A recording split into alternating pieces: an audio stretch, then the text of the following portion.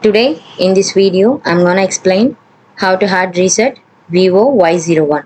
Press and hold the power key for a few seconds to turn off the device. Hold down the volume up and power buttons simultaneously for a couple of seconds. Release all keys when fast boot mode appears. Navigate to recovery mode using the volume up button and confirm with the power key. In recovery mode, select clear data and then clear all data. Tap on the screen to confirm the selection. Tap on OK and input your password if prompted. Use the return button to go back to the recovery menu. Finally, select restart from the menu and confirm the action. Once the action is complete, the hard reset operation is performed. After the reset is complete, your phone will be restored to its original factory settings. Follow on-screen instructions to set up your device as if it were new.